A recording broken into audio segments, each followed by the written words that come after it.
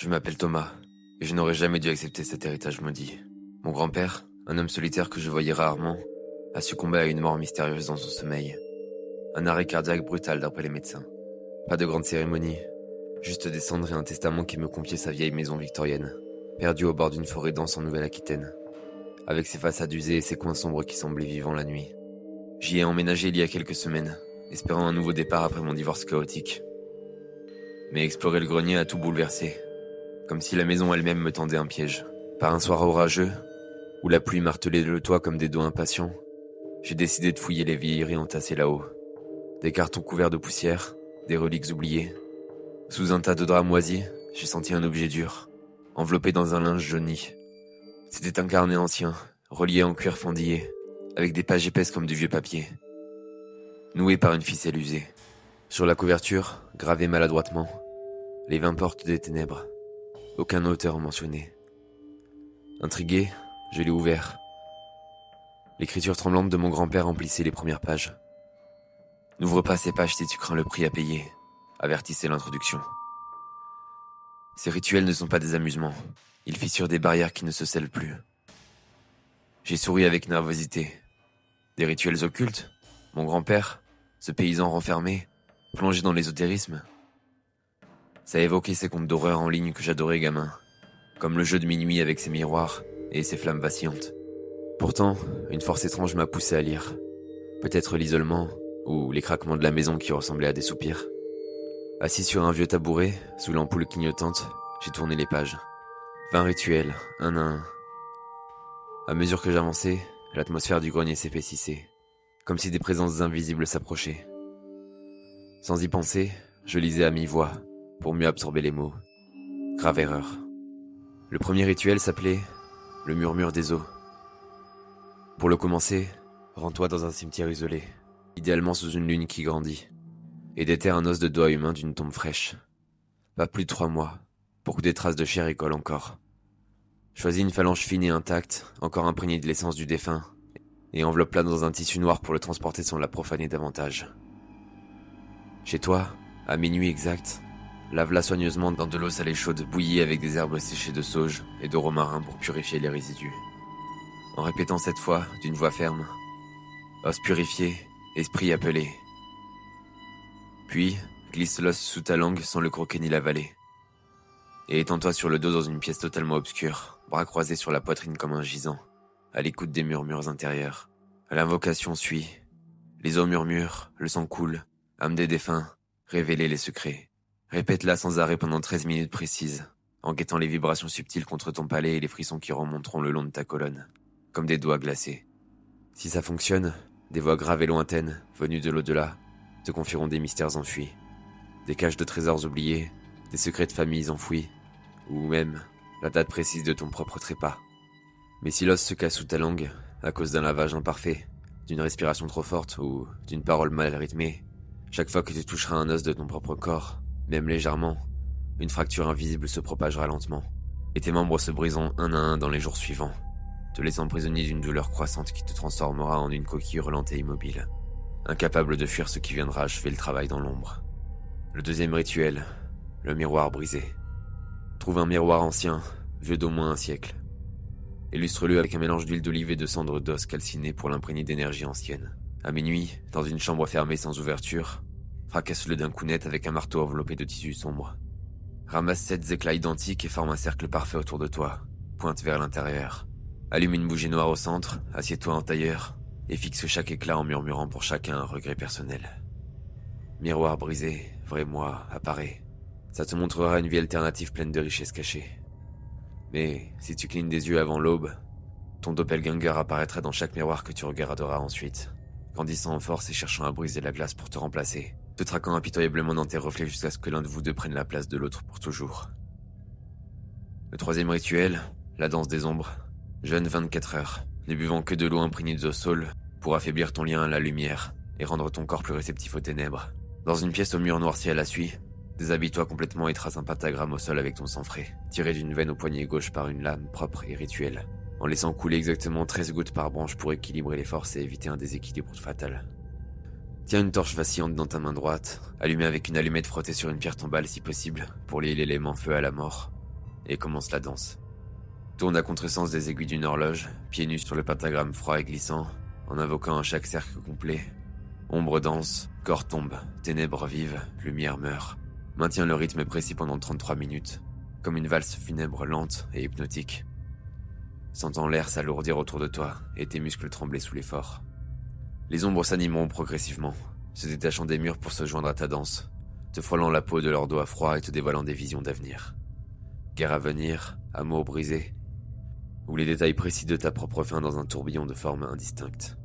Mais si tu chutes, à cause de la fatigue accumulée, d'une goutte de sang mal placée ou d'un pas hésitant, tes ombres personnelles se détacheront définitivement de toi, errant seules dans le monde comme des entités affamées, et elles reviendront nuit après nuit pour t'étouffer lentement, aspirant ta chaleur vitale jusqu'à ce que tu gises froid et vide, une enveloppe abandonnée par ta propre essence dans un silence glacial et absolu.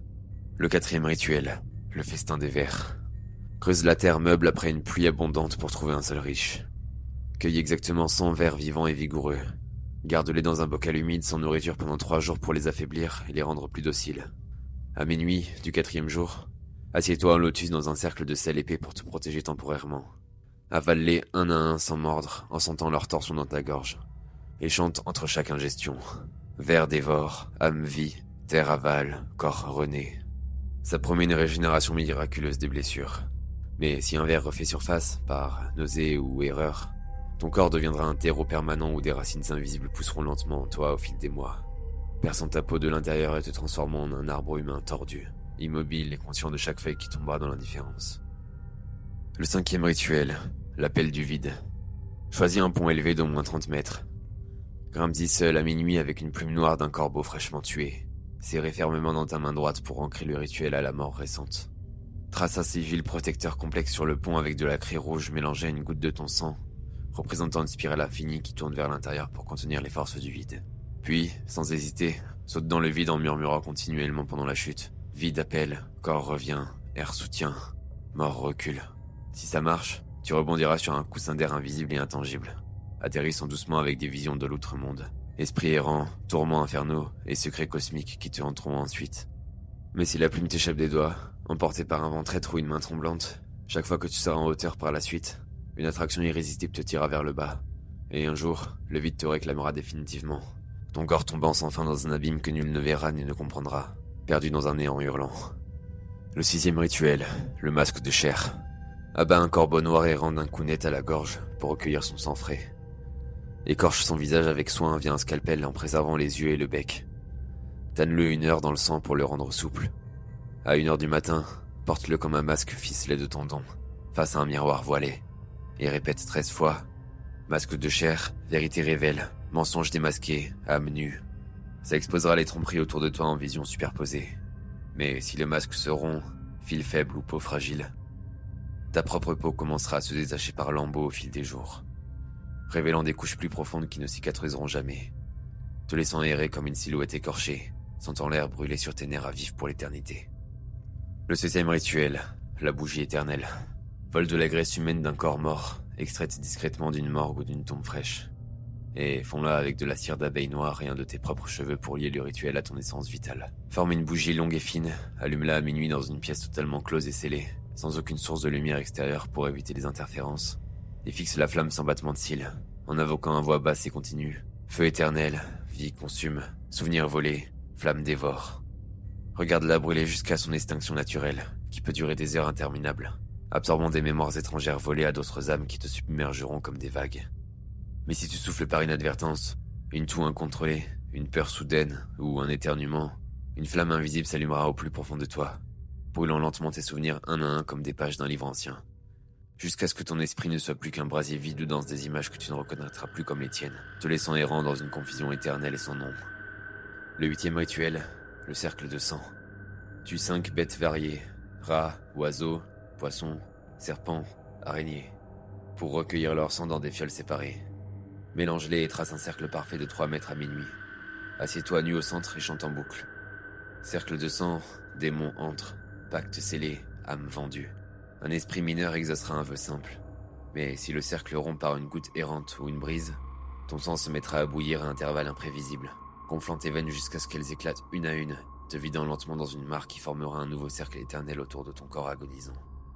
Le 9e rituel, l'écho des morts.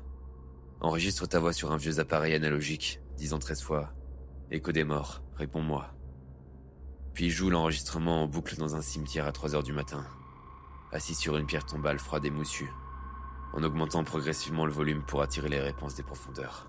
Monte le son avec précaution, sentant l'air se charger d'une présence lourde. Les défunts répondront en échos spectraux superposés, te confiant des vérités oubliées et des avertissements murmurés.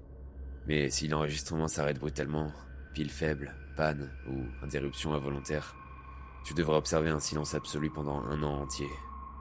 Si tu oses murmurer ou prononcer le moindre mot avant la fin, les âmes noires invoquées te traqueront sans relâche et t'emmèneront dans leur lamentation infinie, te transformant en une âme noire condamnée à errer pour l'éternité dans un cœur de cris étouffés. Le 10e rituel, la clé d'os. Sculpte une clé fine dans un os humain poli et lisse. Insère-la dans une entaille imaginaire sur ta poitrine à minuit. Tourne 3 fois lentement en disant « Clé d'os, cœur ouvre, émotion inonde, douleur suit ». Ça libérera un flot d'émotions infinies et intenses. Mais si elle brise net, ton cœur battra à l'envers à partir de ce moment, pompant le sang dans le mauvais sens, jusqu'à ce que tes émotions se figent en une douleur permanente et glacée, te laissant vivant mais prisonnier d'un vide émotionnel absolu, où plus rien ne te touchera jamais. Le 11e rituel, le jeu des doigts. Coupe un doigt d'un corps frais avec une lame rituelle. Coule au tien avec du fil noir trempé de sang pour une greffe parfaite. Et invoque à voix haute. Jeu des doigts, main change, prophétie écrite, chair pourrie. Le doigt greffé bougera seul pour tracer des augures sur du papier ou dans la poussière, révélant des prophéties fragmentées. Mais si la pourriture s'installe malgré les soins, tes propres doigts se mettront à écrire sur ta peau des messages incompréhensibles et douloureux, creusant des lettres qui ne guériront jamais et s'étendront lentement, jusqu'à ce que tes mains ne soient plus que des pages couvertes de cicatrices prophétiques saignantes. Le 12e rituel, la lune rouge. Recueille du sang menstruel d'une femme consentante dans un bol d'argent. Bois-le sous une pleine lune claire à 23h59. En chantant d'une voix montante, lune rouge, pouvoir surgit, sang de lune, corps transforme. Ça t'accordera des forces lunaires temporaires, comme une vision nocturne accrue ou une régénération sous la lune. Mais si la lune se voile soudain par un nuage imprévu, ton sang deviendra sensible aux phases lunaires, bouillonnant et te transformant en une bête incontrôlable à chaque pleine lune, jusqu'à ce que tu perdes définitivement ton humanité dans un hurlement bestial. Le 13e rituel, le labyrinthe des veines. Trace un labyrinthe complexe et détaillé sur ton avant-bras avec un couteau stérile et tranchant. Saigne les lignes profondément jusqu'à minuit pour que le sang remplisse les tracés, et murmure en suivant du doigt. Labyrinthe des veines, sortie trouvée, sang guide, mort suit. Ça te révélera des chemins secrets dans la vie réelle, comme des opportunités cachées. Mais si tu te perds dans le tracé pendant l'invocation, tes veines formeront un vrai labyrinthe sous ta peau, te piégeant dans une circulation infinie où ton sang tournera sans jamais revenir au cœur, te laissant faible, pâle et errant pour toujours dans une fatigue éternelle. Le 14e rituel, l'œil du vide. Crève un œil d'un oiseau vivant avec une aiguille fine. Place-le dans ta paume ouverte à 3h33. Fixe le vide devant toi en disant à voix basse. Œil du vide, vision infinie, ténèbres voix, lumière aveugle. Des visions cosmiques et terrifiantes t'envahiront, révélant des vérités au-delà de la compréhension humaine. Mais si l'œil cligne ou bouge dans ta main, tes propres yeux verront des choses qui n'existent pas dans ce monde, grandissant en horreur jour après jour jusqu'à ce que la folie te pousse à les arracher toi-même pour échapper à l'insoutenable. Le 15e rituel, la symphonie des cris. Recueille des enregistrements de cris d'agonie réels ou simulés. Joue-les en orchestre synchronisé à minuit dans une pièce insonorisée, en invoquant symphonie des cris, pouvoir entendu, douleur résonne, silence brisé. Une force issue des cris t'envahira, te rendant plus résistant à la douleur. Mais si un cri sonne faux ou désynchronisé, chaque son que tu entendras deviendra un hurlement amplifié et déformé, te rendant sourd à tout, sauf à une cacophonie éternelle qui te brisera l'esprit en fragments hurlants. Le 16e rituel, le pont des âmes. Trace un pont imaginaire au sol avec des os humains alignés précisément. Marche dessus à minuit en chantant « Pont des âmes, passage ouvert, mortier, vivant tombe ». Un passage vers la mort s'ouvrira brièvement pour des communications. Mais si tu tombes du tracé pendant le rituel, des mains invisibles te tireront vers le bas à chaque fois que tu traverseras un pont réel dans la vie, jusqu'à ce qu'un jour, tu disparaisses dans les eaux ou le vide en dessous, englouti sans trace. Le 17e rituel, la fleur de sang. Ouvre une plaie profonde sur ton corps, plante une graine rare dedans, arrose-la de ton sang frais en invoquant fleur de sang, vie grandie, racines entrent, corps fleuri. Une fleur étrange poussera, t'accordant une longévité anormale et une vitalité accrue. Mais si elle fane malgré les soins, des racines vivantes envahiront tes organes internes, te transformant en un jardin ambulant où des fleurs pousseront de ta bouche, de tes yeux et de tes pores, te condamnant à une existence végétale consciente et douloureuse. Le 18e rituel, le voile déchiré. Trempe un voile de soie fine dans du sang animal. Déchire-le lentement à minuit en criant. Voile déchiré, réalité brisée, chaos entre, ordre meurt. Ta perception de la réalité s'altérera légèrement, révélant des couches cachées du monde. Mais si le voile se reforme par accident ou magie résiduelle, des fissures apparaîtront dans ton monde quotidien, laissant entrer des choses qui ne devraient pas exister, te poursuivant jusqu'à ce que ta réalité se déchire complètement en un chaos irrémédiable. Le 19e rituel, l'heure inverse. Trouve une vieille horloge mécanique, tourne ses aiguilles à l'envers à minuit 5 précis, en murmurant « Heure inverse, temps remonte, âge consume, jeunesse meurt ». Le temps remontera brièvement pour toi, effaçant des blessures récentes ou des regrets mineurs. Mais si les aiguilles s'arrêtent net, ton vieillissement s'inversera de façon incontrôlable. Tu rajeuniras trop vite, redevenant enfant, puis fœtus, jusqu'à disparaître dans le néant d'avant ta naissance, effacé de l'existence. Après avoir lu le 19e rituel à voix haute, quelque chose changea. Une lourdeur inexplicable s'installa dans ma poitrine, comme si l'air du grenier était devenu plus dense, plus froid. Mes mains tremblaient légèrement en tournant la page finale. Le 20e et dernier rituel, l'héritage des ombres. Lis les 19 rituels précédents à voix haute dans un grenier sombre, une fois la nuit tombée, et invoque enfin l'héritage des ombres, sans lit. Aïe l'appel, descendant répond.